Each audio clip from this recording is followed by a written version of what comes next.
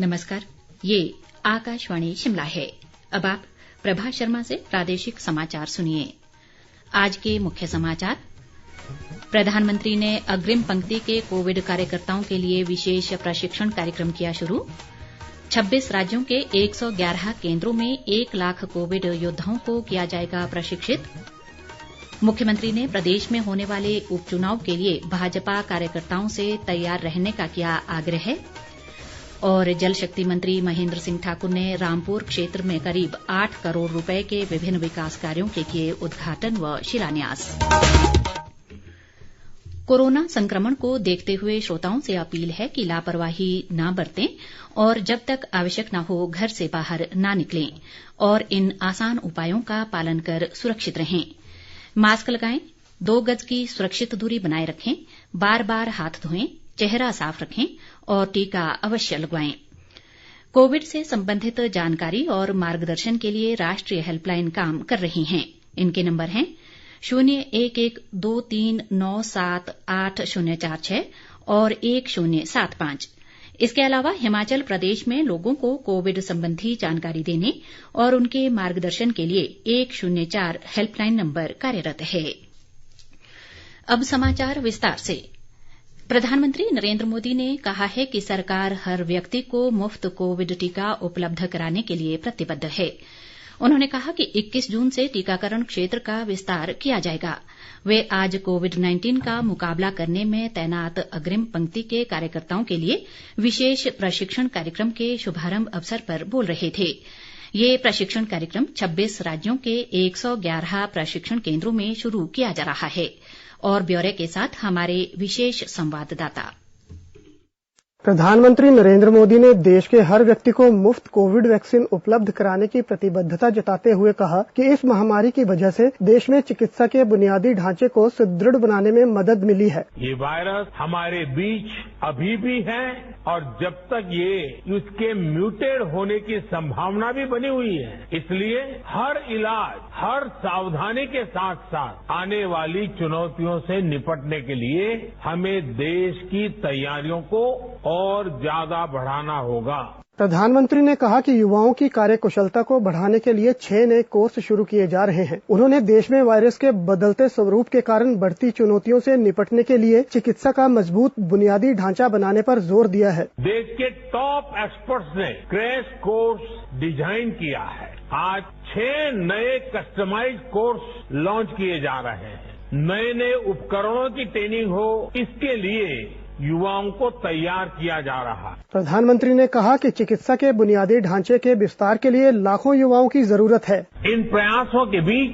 एक skilled man power का बड़ा पूल होना, उस पूल में नए लोग जुड़ते रहना, इसी को देखते हुए देश में करीब 1 लाख युवाओं को ट्रेन करने का लक्ष्य रखा गया है। प्रधानमंत्री ने कहा कि प्रशिक्षण कार्यक्रम में देश के 1 लाख युवाओं को कौशल प्रशिक्षण दिया जाएगा, जिससे युवाओं को रोजगार के नए अवसर मिलेंगे। हेल्थ सेक्टर के लोग स्किल तो है थे ही, उन्होंने कोरोना से निपटने के लिए बहुत कुछ नया सीखा भी, यानी एक तरह से उन्होंने खुद को रिस्किल किया। इसके साथ ही उनमें जो स्किल पहले थी उसका भी उन्होंने विस्तार किया। प्रधानमंत्री ने कोरोना संक्रमण से बचाव के लिए टीकाकरण अभियान में आशा कार्यकर्ताओं, ANM और स्वास्थ्य कार्यकर्ताओं के काम की सराहना भी की। रितेश कपूर, आकाशवाणी समाचार, शिमला।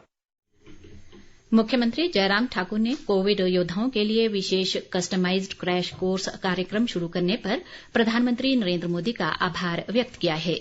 उन्होंने कहा कि ये कार्यक्रम हिमाचल सहित देश के 26 राज्यों के 111 प्रशिक्षण केंद्रों में आयोजित किया जाएगा।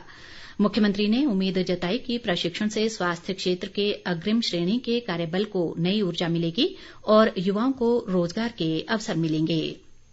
इस बीच केंद्रीय वित्त राज्य मंत्री अनुराग ठाकुर ने कोरोना फ्रंटलाइन वर्कर के लिए क्रैश कोर्स कार्यक्रम का शुभारंभ करने पर प्रधानमंत्री का आभार जताया है। एक बयान में उन्होंने कहा कि इससे कोरोना के खिलाफ जंग में बड़ी मदद मिलेगी। अनुराग ठाकुर ने कहा कि प्रधानमंत्री के नेतृत्व में देश कोरोना आपदा से पूरी ताकत से लड़ रहा है और फ्रंटलाइन वर्कर्स ने इस महामारी के खिलाफ लड़ाई में अपना अहम योगदान दिया है।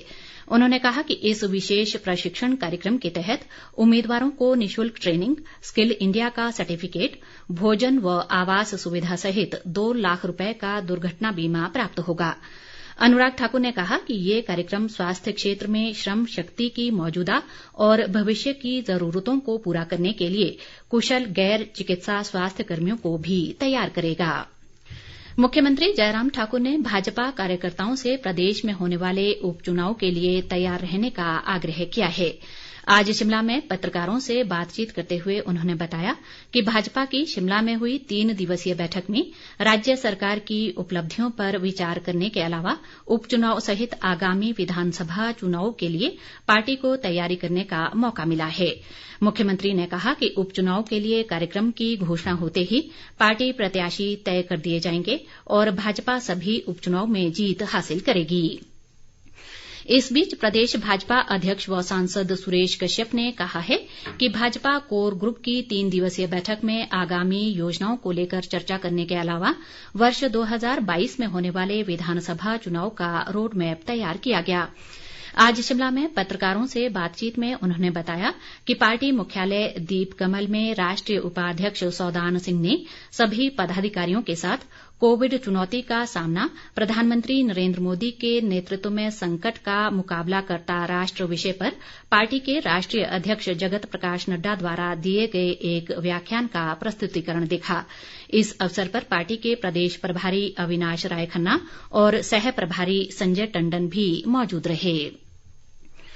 जल शक्ति मंत्री महेंद्र सिंह ठाकुर ने आज रामपुर प्रवास के दौरान विभाग के 7 करोड़ 87 लाख रुपए से अधिक के विभिन्न विकास कार्यों के उद्घाटन व शिलान्यास किए।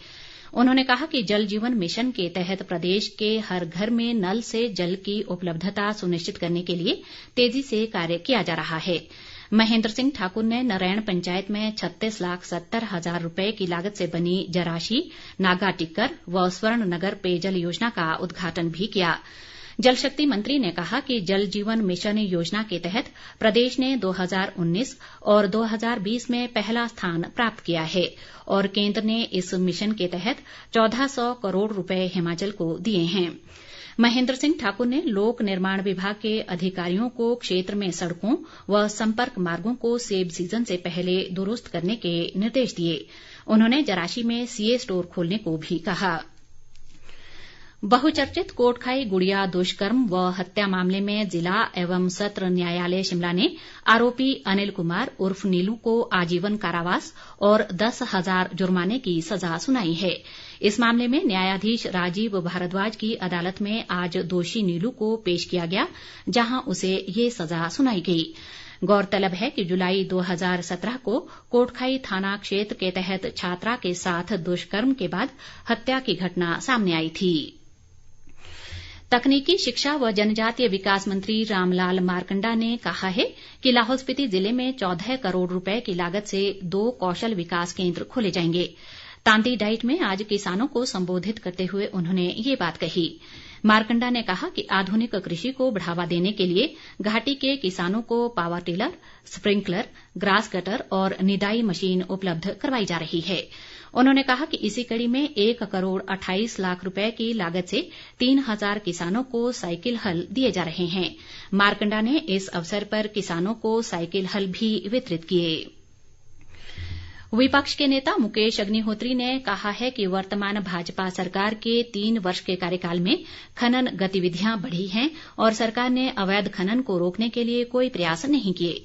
उन्होंने कहा कि एनजीटी की टीम के निरीक्षण से बसाल गांव में स्वां नदी में हो रहे अवैध खनन से जुड़ी सच्चाई जनता के समक्ष आ गई है। अग्निहोत्री ने एनजीटी द्वारा की गई कार्रवाई का स्वागत किया और उम्मीद जताई कि ये टीम निष्पक्ष रिपोर्ट देगी ताकि खनन पर रोक लगाई जा सके। प्रदेश में आज कोरोना संक्रमण के 344 नए मामले आए हैं, जबकि 576 लोगों ने कोरोना से जंग जीती है। राज्य में कोरोना संक्रमण के मामले बढ़कर 2,43,000 हो गए हैं, जिनमें से 3,193 सक्रिय मामले हैं, जबकि 1,93,418 लोग उपचार के बाद ठीक हो गए हैं। प्रदेश में आज कोरोना से 5 लोगों की मृत्यु हुई है, जिसे मिलाकर अब तक कोविड से मरने वालों की संख्या बढ़कर 3,413 हो गई है। अंत में मुख्य समाचार एक बार फिर। प्रधानमंत्री ने अग्रिम पंक्ति के कोविड कार्यकर्ताओं के लिए विशेष प्रशिक्षण कार्यक्रम किया शुरू। 26 राज्यों के 111 केंद्रों में 1 लाख कोविड योद्धाओं को किया जाएगा प्रशिक्षित। मुख्यमंत्री ने प्रदेश में होने वाले उपचुनाव के लिए भाजपा कार्यकर्ताओं से तैयार रहने का किया आग्रह। और जल शक्ति मंत्री महेंद्र सिंह ठाकुर ने रामपुर क्षेत्र में करीब 8 करोड़ रुपए के विभिन्न विकास कार्यों के किए उद्घाटन व शिलान्यास। इसी के साथ ये समाचार बुलेटिन समाप्त हुआ। नमस्कार।